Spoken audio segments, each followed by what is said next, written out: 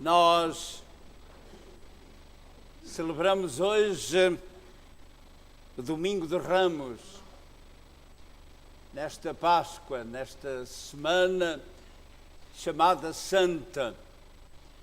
Mas queremos celebrar muito mais do que um Domingo de Ramos. Queremos, meus irmãos, celebrar a coragem do Senhor Jesus. Nós lhe agradecemos muito, porque Ele incute-nos também a coragem que devemos ter para estes dias difíceis. No cristianismo, nós temos de ser corajosos.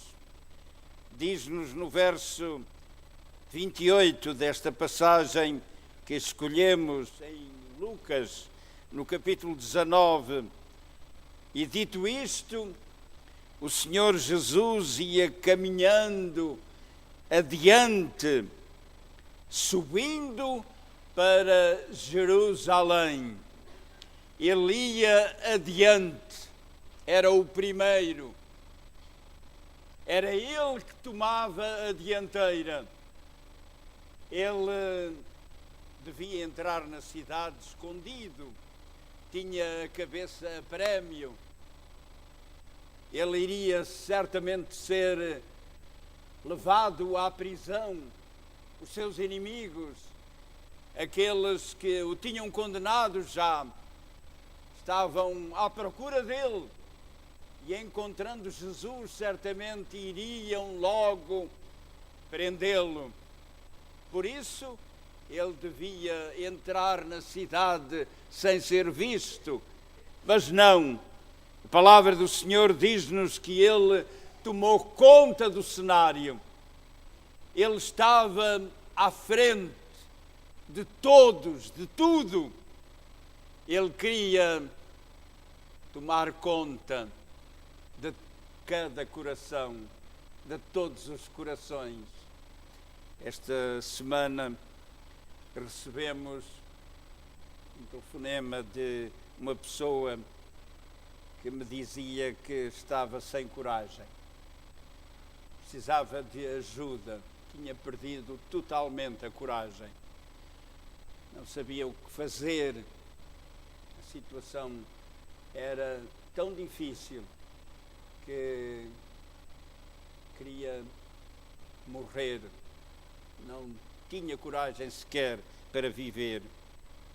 Meus irmãos, no cristianismo, nós encontramos a coragem que precisamos, porque o nosso Mestre sempre foi corajoso e quer-nos também assim corajosos. E sabe que nós podemos alcançar com Ele a coragem que necessitamos nos dias conturbados, no meio da tempestade, no meio das dificuldades, ainda que elas se multipliquem. Queremos também neste domingo celebrar, meus irmãos, a proclamação de Jesus como Rei. Ele será sempre o nosso Rei. E nós precisamos de o ter a governar as nossas vidas. Aquilo que está a faltar à nossa terra, à nossa gente, ao nosso povo, ao nosso país, é alguém que governe como Jesus sabia governar. Nós necessitamos de um governo de Jesus e ele realmente surge em Jerusalém como o Rei. Era, meus irmãos, a proclamação que nós sabíamos que o profeta já tinha apresentado em Zacarias, no capítulo 9 e no verso 9, quando nos diz: alegra-te muito, ó filha de Sião, exulta, ó filha de Jerusalém, eis que o teu rei virá a ti, justo e salvador, pobre e montado sobre um jumento, sobre um asninho, filho de jumenta. Esta era a profecia. O rei que iria surgir para Israel, o rei que vinha para governar, era um rei que iria aparecer na maior humildade, um rei que iria surgir montado no jumento. Mas também neste dia, meus irmãos, nós queremos celebrar o último convite de Jesus a Jerusalém, para que nós possamos compreender que há um último convite e necessitamos muito de estar alertados para este facto. Quando irá surgir o último convite para Jerusalém, surgiu o último convite. O Senhor chega à cidade de Jerusalém para perguntar: não me aceitais hoje, agora, como vosso Rei, como vosso Salvador? E Jerusalém não o recebeu, não o aceitou. E por isso, diz a Escritura, Jesus chorou. Chorou sobre a cidade de Jerusalém, porque a cidade não o quis receber. Era o último convite. E Jesus chorou, porque aquilo significava que Jerusalém iria sofrer. Não alcançou a libertação, a salvação. E no ano 70 da nossa era, o general Tito, general das forças romanas, entrou em Jerusalém e passou à espada todos os que nela viviam. O escritor Joséfo diz que o sangue corria nas valetas da cidade de Jerusalém. A cidade ficou totalmente arrasada, destruída, porque não conheceu o tempo da sua visitação. E este era o clamor do Senhor, o clamor tão cheio de emoção, o clamor que ele naquela hora teve foi pela cidade que não quis recebê-lo. Ah, Jerusalém, dizia o Senhor Jesus, se ao menos neste teu dia tu conhecesses aquilo que à tua paz pertence. Mas isto está encoberto aos teus olhos. Dias virão em que te sitiarão de todas as bandas e te estreitarão, porque não conhecestes o tempo da tua visitação. É nesta hora, meus irmãos, para nós necessário compreendermos que o Senhor quer vir às nossas vidas e quer ajudar-nos a encontrar as soluções que necessitamos a cada momento, em todas as circunstâncias.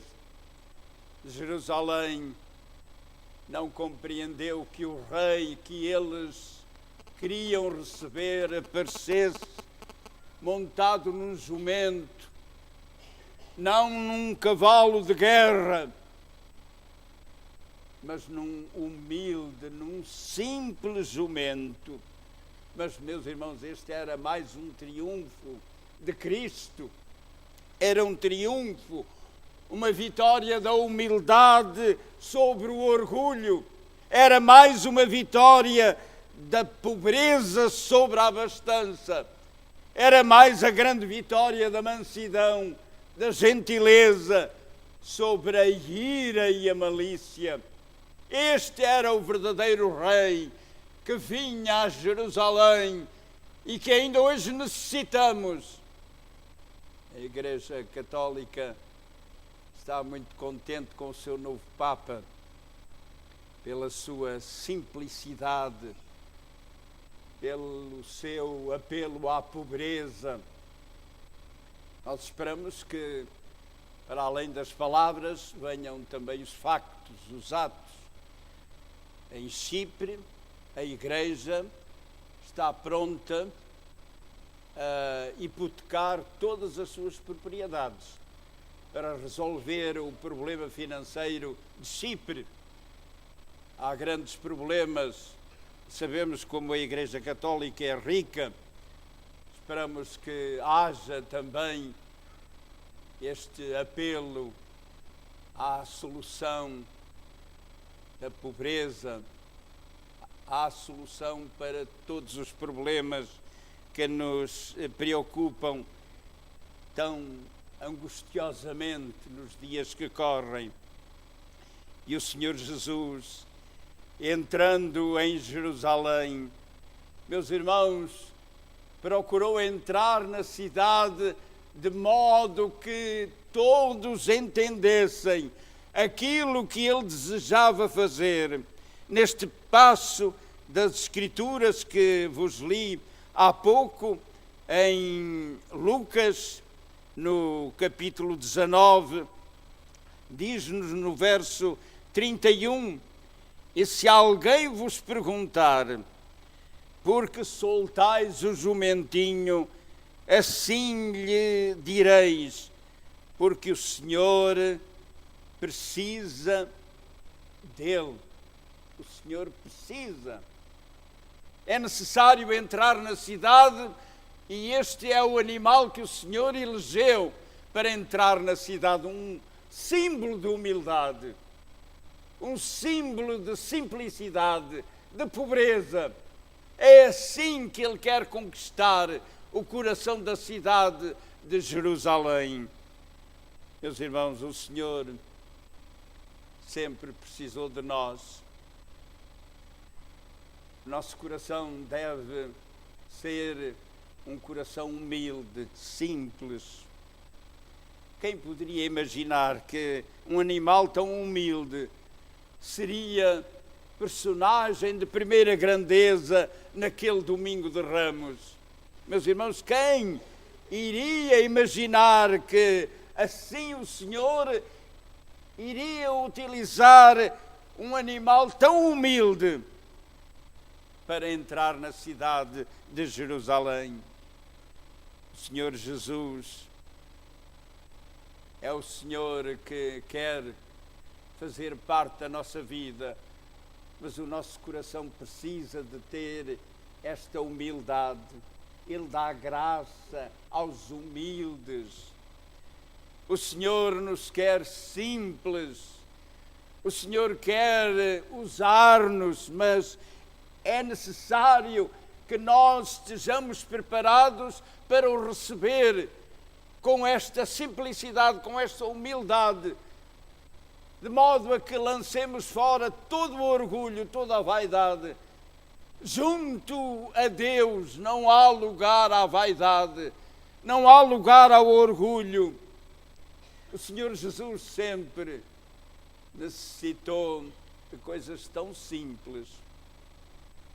Ele dizia: as aves do céu têm os seus ninhos, as feras os seus covis, mas o Filho do Homem não tem onde reclinar a sua cabeça. E realmente nada era dele. De tudo aquilo que existia, de tudo aquilo que ele usou, nada lhe pertenceu. Ele precisou de um barco para pregar, para ir para outros lugares, e emprestaram-lhe um barco. Ele precisou de fazer a multiplicação dos pães e deram-lhe um farnel. Ele era o Senhor que nada teve, sendo Senhor de todas as coisas, Rei glorioso, de toda a força, com todo o poder, em cima nos céus e na terra. Diz-nos, meus irmãos, este passo da Escritura que vos li no verso 30, e de a aldeia que está de fronte, e aí ao entrar achareis preso um jumento, em que nenhum homem ainda se assentou. Soltai-o e trazei-o, em que nenhum homem ainda se assentou. É tão sublime, meus irmãos, tão enternecedor, como o Senhor Jesus deseja o melhor das nossas vidas. Ele nasceu da mais santa de todas as mulheres. O Senhor Jesus quer o melhor das nossas vidas. Ele deseja que cada um de nós tenha a pureza que Ele quer verdadeiramente usar. Lembra-nos sempre a Escritura o caráter sem igual de Jesus. Como Ele deseja que cada um de nós se considere verdadeiramente filho de Deus. Como é extraordinário ser filho de Deus. Meus irmãos, precisamos de nos reservar para esta nossa qualidade de filhos de Deus. Não podemos macular a nossa existência. Temos de procurar fugir a tudo quanto possa afastar-nos da grandeza, do poder, da graça, da misericórdia do Senhor. Meus irmãos, como Ele fez tudo para que nós nos sentíssemos bem, para que alcançássemos sempre o melhor. Ele sentiu fome, passou fome, para que hoje nós tenhamos o pão da vida eterna.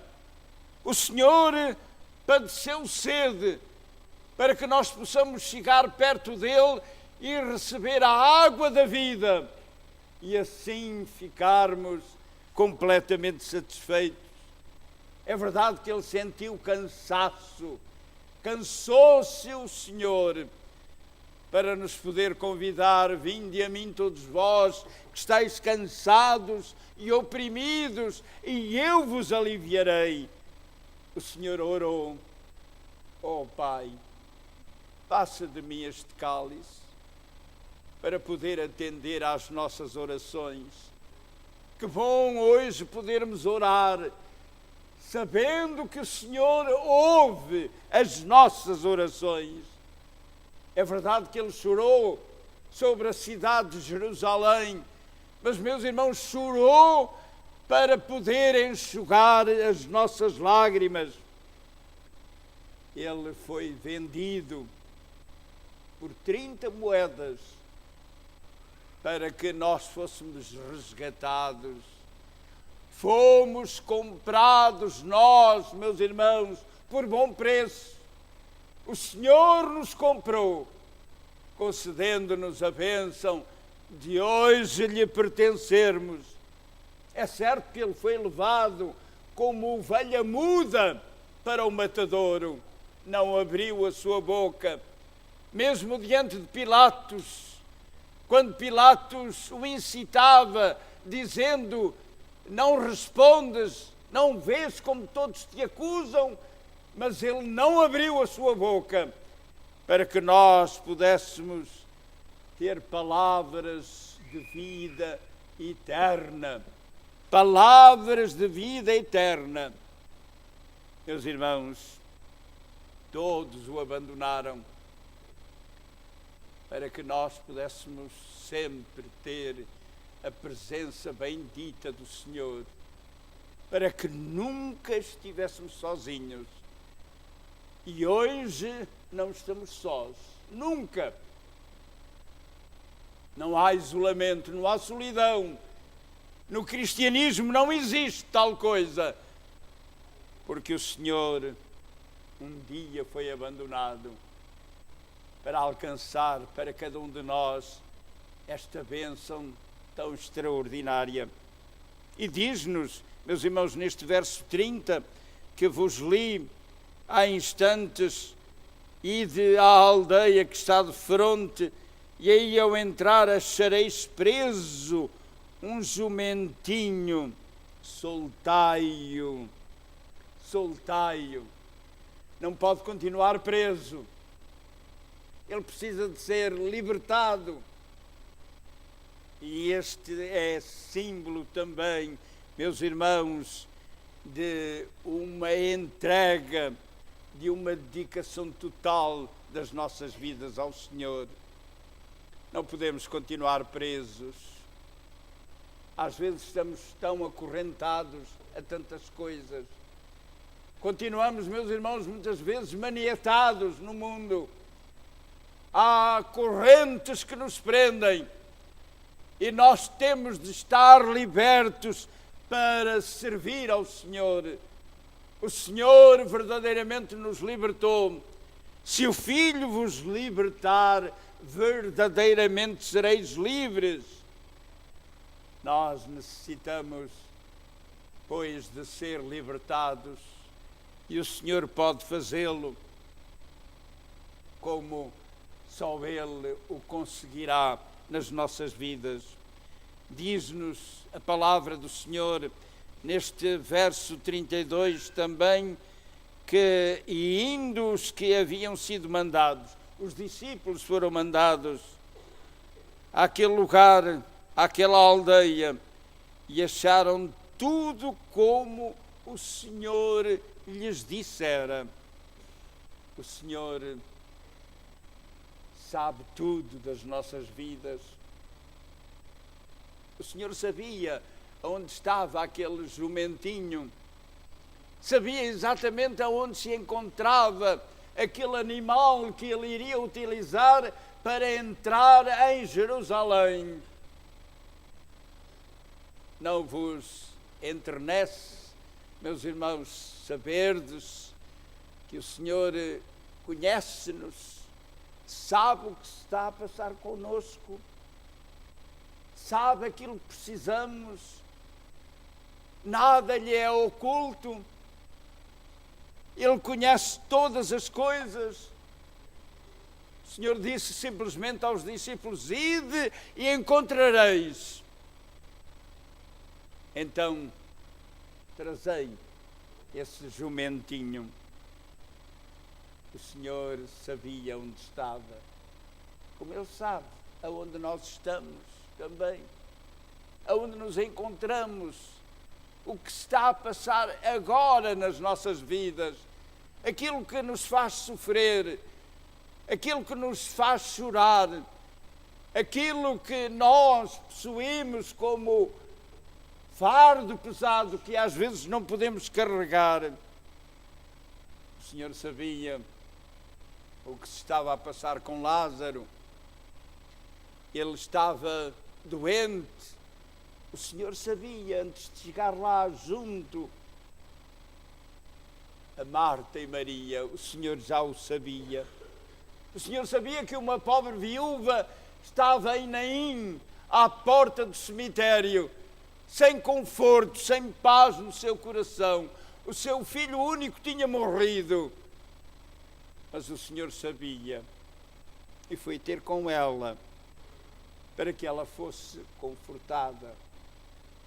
Pedro era ousado e declarava que ninguém poderia de maneira nenhuma afastá-lo do Senhor.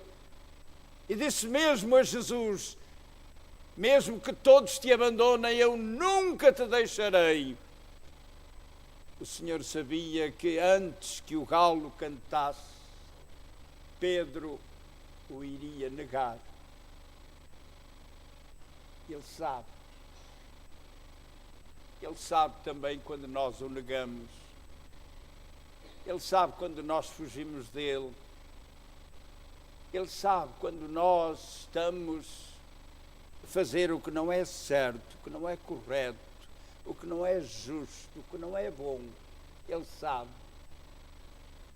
Por isso, meus irmãos, vamos pedir-lhe que nos auxilie, para que nunca o neguemos, para que nós possamos fazer sempre como fizeram aqueles que o recebiam em Jerusalém, que cantavam: bendito aquele que vem em nome do Senhor, hosana nas alturas. Vamos aclamá-lo como nosso verdadeiro Rei. Vamos honrá-lo e servi-lo como Ele pede que cada um de nós o sirva. Que neste domingo de Ramos nós possamos compreender, meus irmãos, que o Senhor Deus nos quer dar muito.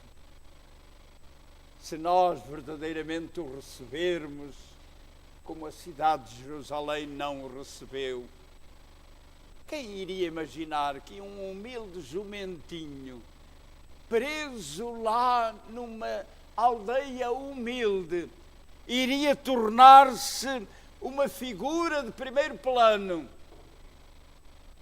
Quando se fala no domingo de Ramos, fala-se num jumentinho humilde e simples, porque um dia ele foi levado a Jesus. Ah, quanta coisa o Senhor não quer dar-nos, quantas bênçãos o Senhor não nos quer conceder, quantas alegrias o Senhor não tem para nos dar, se verdadeiramente nós nos voltarmos para Ele e o aclamarmos e o recebermos e o exaltarmos. Que neste domingo de Ramos cada um de nós se levante, pois, e diga: bendito aquele que vem em nome do Senhor, hosana. E recebamos Jesus em nossos corações, para que a cada momento Ele seja entronizado e servido, como Ele deseja ser entronizado e servido na vida de cada um de nós. Amém.